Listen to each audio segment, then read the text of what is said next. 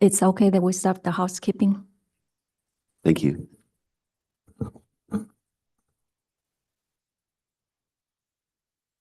Thank you for participating in today's meeting. Please do not connect to Zoom or teleconference while in the room, and please silence all devices. Click on the globe at the bottom of your screen to select either English or Spanish. Public comment will be taken after each item. If you are in the auditorium and wish to comment, please use the iPads located in the lobby. For meetings in other locations, please complete a blue speaker card and provide it to a South Coast AQMD employee. Speakers may be limited to a total of 3 minutes or less for all agenda items, and times may be shortened to ensure all speakers can be heard. A countdown timer will be displayed on the screen for each public comment. Word time will be allotted for Spanish translation that is not simultaneous. For questions or issues on public comment, please call the public advisor at 909-396-3247. That's 909-396-3247. Please adhere to the speaker time limit and treat others with courtesy, civility, and respect. Failure to do so can result in your mic being muted or you being removed from the meeting. Be aware that this meeting is being recorded. By participating, you are authorizing recording of audio and visual content presented during the live event and consent to subsequent use of the recording in the public domain by South Coast AQMD.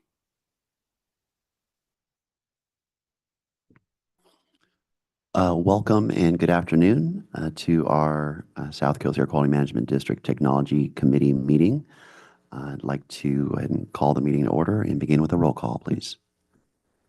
Supervisor Dole. Here. Supervisor Hagman. Here. Mayor-elect Dawson is absent. Mayor McCallum. Here. Board Member Padilla-Campos is absent. Chair Rodriguez. Here. We have a quorum. Thank you. We'll jump right into our action items for today, beginning with item 1, recognize funds, execute agreements for school air filtration systems in environmental justice communities, and reimburse general fund for administrative costs. And we have a staff report. I'm sorry, this is council. I believe there are disclosures to be made for agenda item number please. 1. Okay, we'll do that. Can I read? This is Supervisor Doe. For agenda item number 1, I do not have a financial interest, but I am required to identify for the record that I am a supervisor for the County of Orange, which is involved in this item. Thank you, Supervisor. Were there any others? Supervisor Hagman has a disclosure as well. Whatever you say, is that the same one on one? It's the same line. I don't have that on my staff, so I guess I'll do not have a financial interest, but part of this, which order is it, San Bernardino County or? I can read it for you. Please, For thank you. agenda item number 1, Supervisor Hagman does not have a financial interest, but he is required to identify for the record that he is a supervisor for the County of San Bernardino, which is involved in this item. Thank you. Thank you. I wasn't sure which organization. Thank you. Thank you. Were there any others? Okay, appreciate that. We'll go ahead and proceed then. Great. Good afternoon, Chairman Rodriguez and members of the Technology Committee. My name is Kelly Gamino, and I'm a program supervisor in the Technology Advancement Office, and I'll be presenting agenda item number 1 to recognize, transfer, and execute agreements for air filtration systems in environmental justice communities. Next slide, please. So by way of background, this item is to recognize funding from 2 supplemental environmental projects, or SEPs, for the installation and maintenance of school air filtration systems in environmental justice communities. The funding sources for these SEPs include $45,000 from a repurposed AQMD contract and $40,000 from a settlement between Pacifica Hosts and the California District Attorney. Staff proposes to use these funds to install air filtration at LAUSD schools within environmental justice communities. LAUSD has identified cost-effective projects that are ready to go and would be able to be funded with the limited amount of funds within these 2 SEPs. Next slide, please. So in summary, the recommended actions are to authorize the executive officer to execute agreements with LAUSD in an amount not to exceed $81,000 to install the filtration systems, and also to reimburse the general fund for administrative costs. Thank you. That concludes my presentation. Thank you for your report, and I'll see if there's any questions from colleagues. Mayor McCallum. Thank you very much, Mr. Chair. Why only LAUSD? So LAUSD has been participating in our air filtration, and they have several projects which have already completed basically the assessment portion of the projects and are more cost effective. So typically our projects run more than the $80,000 that you would have in the SEP. And because the assessments are complete, they're able to kind of just do the portion that's able to be completed within this small money amount. And just as a reference, the projects can be for assessments between 30 to 35,000, and then an additional 30 or so thousand for the air filtration itself.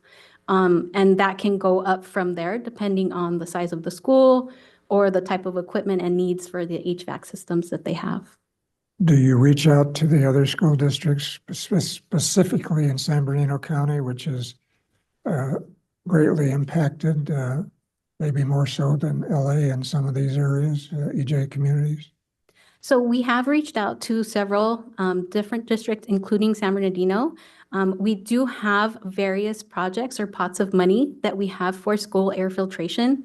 And most notably, there are a lot of funds for San Bernardino designated through the AB 617 monies. And so for this particular pot of money, it's because of the amount. It's been kind of geared toward projects that are ready to go. But we definitely have been in talks and started kind of reaching out to that district. And we definitely have a substantial amount of money in the next, hopefully, year or so or less, where we'll be able to include them for some of the air filtration. Mayor, Yes. if I may, this in part is driven by a SEP, and the SEP requires a nexus, and Dan Garcia can explain that. Dan? Chairman, thank you. My name is Dan Garcia, as Wayne mentioned, and I'm the program manager over our air filtration program. A couple of things in terms of background information that I think might provide some context here and would be informative. First, as Wayne said, is that this particular project, particularly the $40,000, is really dictated by a SEP agreement, which was agreement that the counties came into with the Attorney General and so forth. And so basically that $40,000 requires that it be spent in an environmental justice community. And the reason that we specifically selected LAUSD is because we've been working with them on past projects, and the base cost to do a new project is $65,000. And so the $40,000 is not sufficient to even cover a new project at a new school. The reason it works for LAUSD is because they have already have done assessments that have been completed. The assessment cost alone is $30,000. With that being said, there's ample funding in the pipeline. There's about $13.7 million that's available to AB 617 communities for school filtration, including San Bernardino. And so what that means is that we'll be opening a solicitation this summer to allow those schools an opportunity at receiving funding for air filtration. Additionally, we have been in discussions with San Bernardino about that opportunity and working with them. There's a lot of background work that has to occur. As you can imagine, anytime you are working with campuses and students, there's a lot of sensitivities involved. And of course, with school districts, there's union issues that can be involved as well. So we are engaged with San Bernardino and LAUSD on an ongoing basis. My understanding is that the maintenance part of this is new, that we've not had maintenance included in previous air filtration projects. May I respond, Chair? Go ahead. Okay. So we've been doing air filtration since about 2010. We've done we've provided air filtration to 332 schools in the basin, including both public schools and private schools. As to the extent of my knowledge, all of those projects have included maintenance. And so what that typically entails is That usually means we pay for the capital cost of the units, and then we provide 3 to 10 years of maintenance, really depending on what the funding source allows us to. So as you can see in this SEP, each SEP has its own requirements. Each settlement has its own requirements. And then, of course, CAP funds or in essence, AB 617 funds, they have their own requirements as well. And so it really depends on the funding source, which is also why the funding for this for air filtration is somewhat intermittent, because it's as we get new settlement funds and as we get additional sources of funding. So is the maintenance included in the 40,000? Yes, in this particular case, the maintenance is included in the 40,000. And the reason for that is because LAUSD, because they've done air filtration projects in the past, our contractors, one of the things they do is they provide the school districts training on how to install and maintain. And so part of the contracts that we've engaged in is we've asked the vendors to provide the school districts and their maintenance staff, work with their maintenance staff to do training sessions on how to install on how to maintain the filters. And so the reason that this cost is relatively low in comparison to most projects, for context, the average cost for an air filtration project as of 2024 is about $123,000. So this cost is really minimal, and that's because LAUSD already has the background, the maintenance background to do this. Thank you. Thank you, Mr. Chair. Thank you, Mayor. And are there any other questions? After public comments, I'll move that item. Okay, great. We'll go ahead and hold on any other comments at this time and go to public comment. Do we have any? I don't see any online, and not sure if there's anyone here as a comment.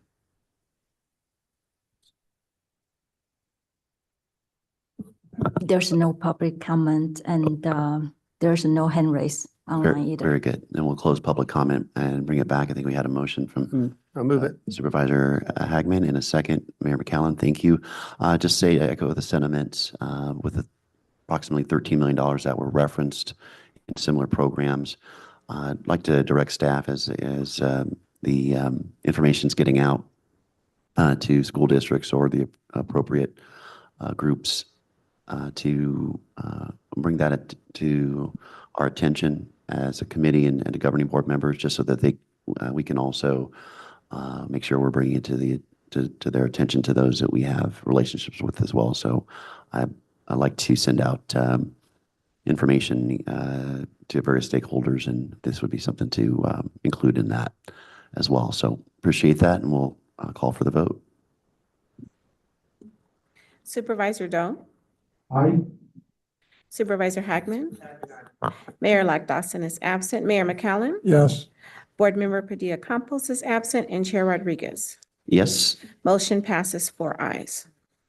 great to see that will continue to make a big difference. Go I'm ahead. sorry, this is council. I just wanted, I don't know if I missed it, but was there a second to? Yes, Mayor McCallum. Mayor McCallum, thank you. Thank you. Okay, we'll go to item 2.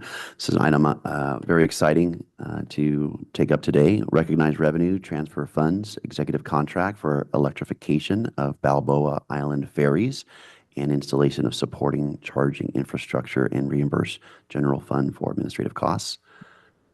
Do we have a staff report on that? Yes, thank you, Mr. Chair. Great. Please go ahead. Thank you. Good afternoon, Mr. Chair and members of the committee. My name is Mariam Hajbabai. I'm a program supervisor with Technology Demonstration Team.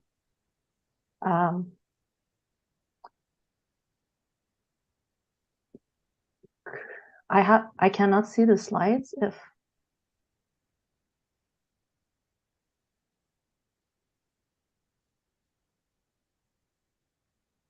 Thank you.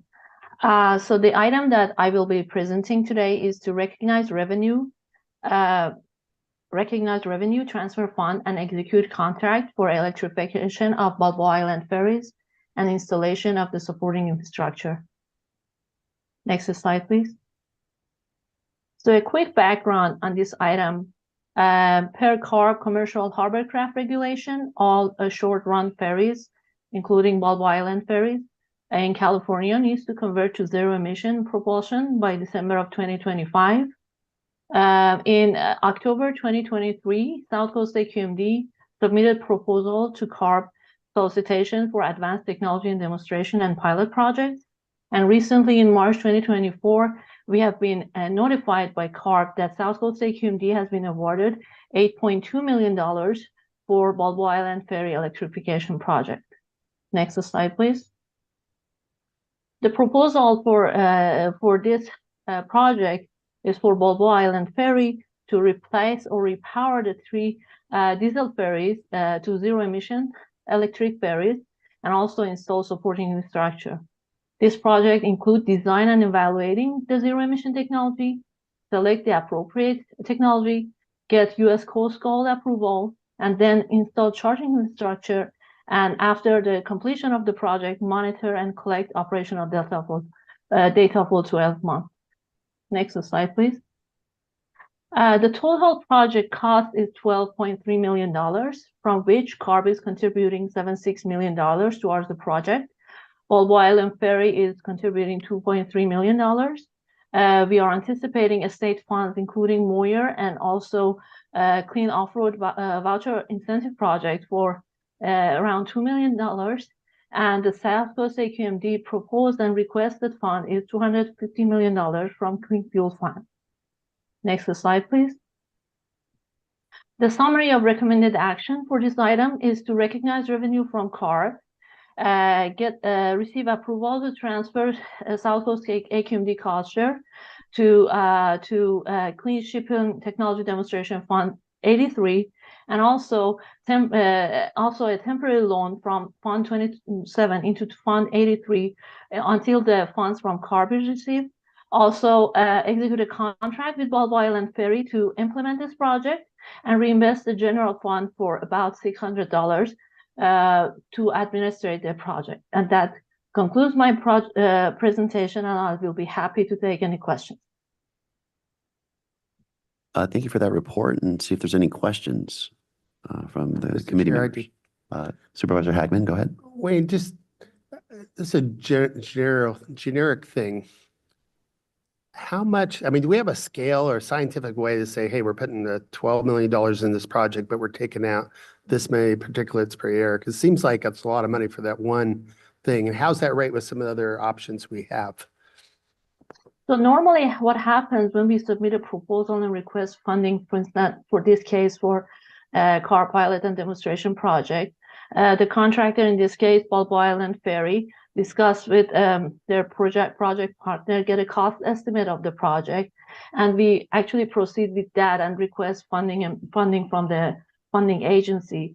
For this particular project, when we started drafting the proposal and submitted to CARB, when Balboa Island Ferry discussed that with their project partner, the cost estimate was around $12 million, and that's how we kind of drafted the budget and proposed it to CARB.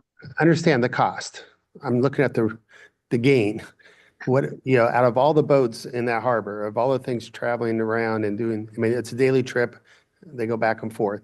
I'm just wondering for the similar type projects, if we're going to invest $10 million into a project, you know, how do we grade the amount of clean air savings we get out of it? What's the scientific approach to that? And can we compare that? So along with the cost that we provide to CARB, we also assess the emission reduction associated with each project. And when CARB, like for instance, as a funding agency for this case, receive different proposals from different entities, they start scoring based on the emission benefits and reductions, and also the cost that has been provided. So the scoring part essentially is on the funding agency, not us. Board member, just let me to add some that we have requested them to provide some quote, and the project cost is for 3 ferries, and we actually, based on the existing ferry, we are able to quantify the emission reductions.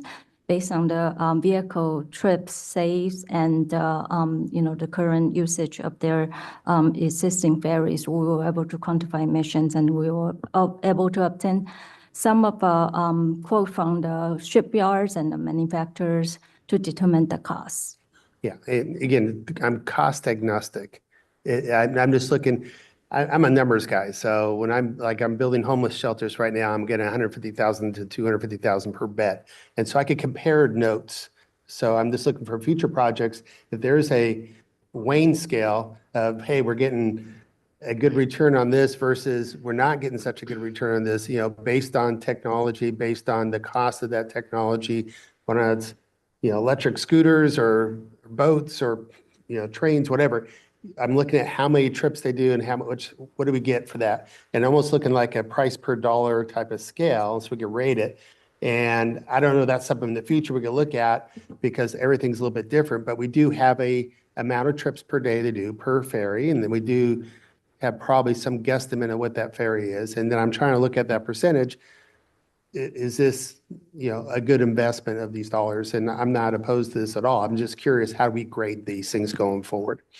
I think there were a number of factors in this one to try to get to your point, Supervisor. One is this is in many ways a demonstration. This is a very small ferry, right? We have 3 ferries.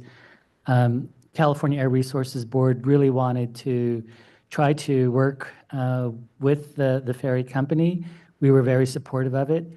And oftentimes, when you're looking at some of the cost effectiveness, particularly in demonstration projects, you're really not going to see the kind of cost effectiveness that would make things very attractive. What you're going to see is a proving of a technology, and then that technology can be further refined for the cost effectiveness that you're asking about. We do have some of the information, as May was referred to, in terms of the overall impacts regarding the number of trips that would be reduced and the overall impact to the ferries itself, the 3 ferries. So I think we can try to look at it from both perspectives. What is it from the technology demonstration, as well as what do we believe it would be from a cost effectiveness of the technology moving forward? No, I think that'd be a great metrics to use because I do know we have to invest in, be partners in new technology. I'm trying to do the same thing in SCAG where we're trying to get some demonstration ways to move cargo around without being a truck. And we have no dollars for that, and so we get program dollars to do a program. So, if it is completely research and development type stuff, then we could quantify that as, hey, we're invested in new technologies, want to do it, or to at least present it of that. But again, we still try to keep, so there's some comparison as we invest these dollars into future things. I would think there's probably a lot more movement on our waters with different type of boats and things like that, that we could probably justify, $12 million investment. But if what it is a scientific thing, we're going to have a closed environment, we're going to test before and after. I think the trip should probably stay the same. I assume we just change out the power plants and make it electric versus a diesel. So the trip's probably the same. It's just the amount of emissions that we're getting for that. Thank you. Other comments, colleagues? Okay, do we have, I see we have a public comment in the queue. And do we have anyone in person here for comment? Seeing none, we'll go ahead and go to public comment online. Ranji George.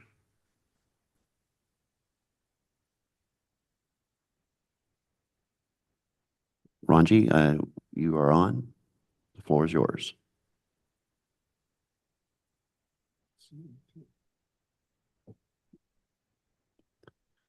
Going to wait another moment.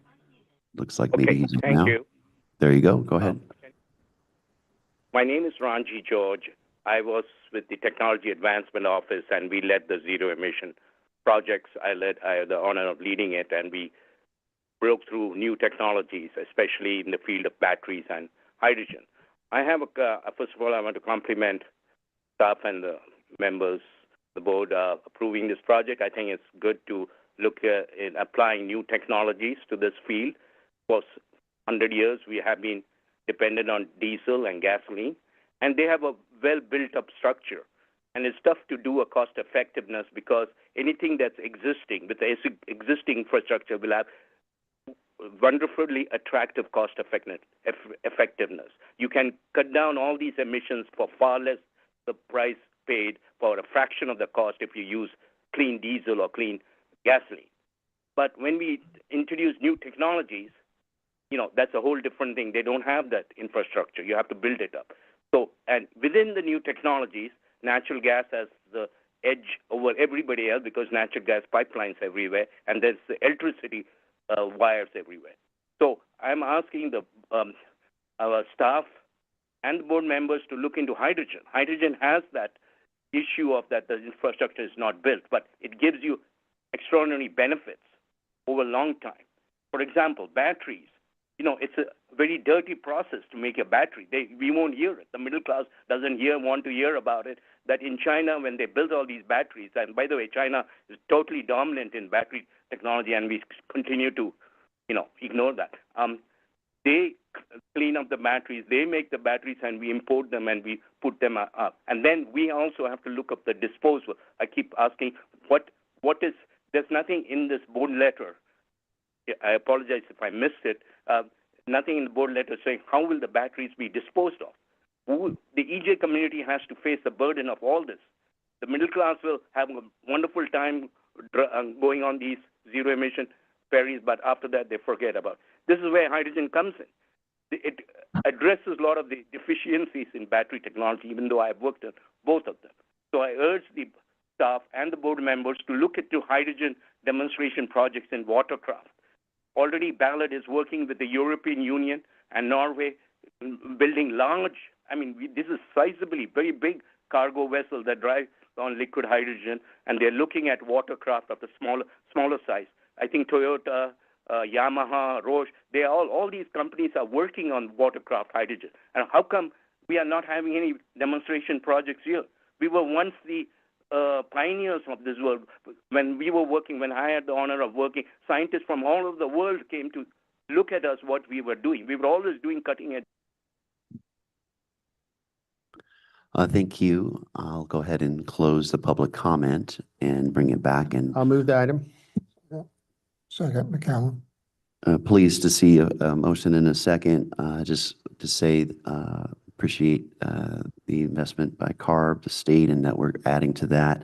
The Balboa Island Ferry is operated over 100 years. It's a low-cost, iconic fixture that keeps more vehicles off the streets.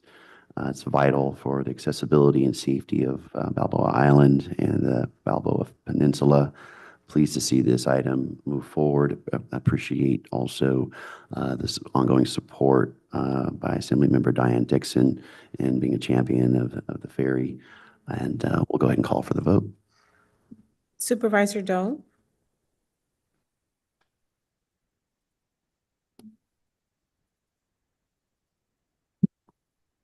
Supervisor Dole? Aye. Supervisor Hagman? Lara Lock Dawson is absent. Mayor McCallum? Yes.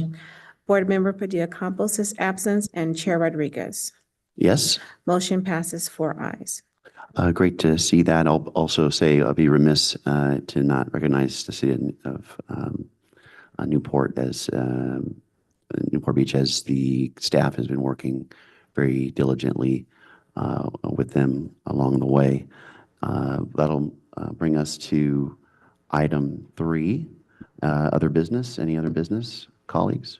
Mr. Chair, can you hear me? Yes, Supervisor, go ahead. Oh, did you hear my votes on the 2 items? Yes, we had your vote counted. Oh, good. Thank you. All right. Thank you, Supervisor. Do we have any other business? Okay, seeing none. Do we have other public comment? I don't see any on the queue. Just popped up. We do have one. Yeah, Ranji George has his hand raised. Okay, Ranji, please go ahead. Good afternoon, Chair. This is Ranji George. I've been with the Technology Advancement Office in Zero Emission Projects in the late 90s.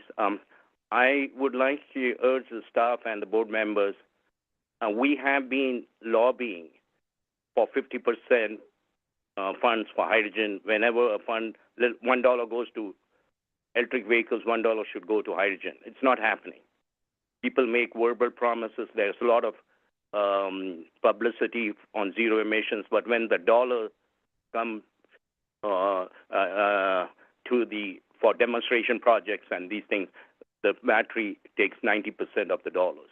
And I urge that, and that delays the implementation of hydrogen, and it becomes battery dominated technology in every sphere. So I urge the board members, as we used to do when I was there, and my supervisors and board members all support that hydrogen should be a major focus in your demonstration projects. Whenever these projects like these come in the ferries, for example, we should have some hydrogen watercraft projects going on side by side so that the world will know there's an alternative. Most people, unless they are following this very carefully, don't know that hydrogen is a viable meaning a very attractive technologies for a lot of reasons. And so I urge the staff member to look into hydrogen-powered garden mowers, gardening tools, so that you can expand the applications of hydrogen differently, or into hydrogen, watercraft of different sizes. There are hydrogen that can be implemented into small personal crafts, into yachts, into bigger vessels. Right now, Ballard is working on very large vessels, the cargo vessels, and they have built up all kinds of safety guidelines and safety measures, which we can implement it here too. And finally, I'd like to urge you to focus when you are in discussions with CARB and CEC and all that, to ask them to set aside specific funds for hydrogen, knowing if you apply the cost-effective measurement, hydrogen may not cut it, because right now the infrastructure is not there for hydrogen. So, but you need to help this for our future generation. They don't have to deal with the issues of battery disposal and so on. So I will urge you to look into hydrogen more rigorously. Thank you. Thank you for your comments, Ranji. I don't see any other public comments in the queue and any here. So we'll go ahead and close public comment, and that will complete our agenda for today. I do appreciate the great work as always by our staff. And also, we'll just say that our next meeting date is Friday, June 21st at noon. And in the meantime, everyone take care. God bless. Bye-bye. No meeting in May. No meeting in May.